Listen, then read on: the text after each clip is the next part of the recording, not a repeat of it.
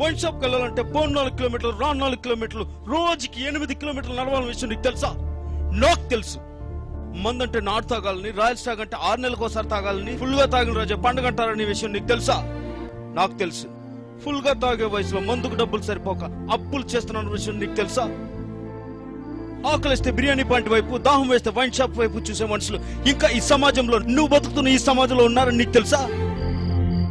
2 బీర్లు తాగిన కిక్ ఎక్కకపోతే ఆ బాధ ఎలా ఉంటుందో నువ్వు ఎప్పుడు అనుభవించావా? నేను అనుభవించా. రాత్రి ముందు ఎక్కువైపోయి హ్యాంగ్ ఓవర్ వల్ల కొన్ని టన్నుల బరువుతో నెట్టి మీద కొట్టినట్టు నీకెప్పుడైనా అనిపించిందా?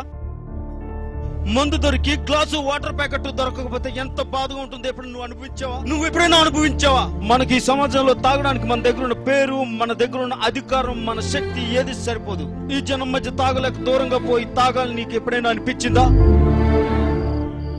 వైన్ షాప్ ఎప్పుడైనా నీకు గుళ్ళగా కనిపించిందా? బీర్ పట్టుకుంటే ధైర్యంగా ఉంటుందని ఎప్పుడైనా నీకు అనిపించిందా? ఒక బీర్ తాగి ఇంట్లో దొరికిపోతే బాధ ఎలా ఉంటుందో తెలుసా? నీకు తెలుసా? అందుకే వైన్ షాప్ కి వెళ్ళాను, బీర్ కొనుక్కున్నాను, తాగుబోతునయ్యాను.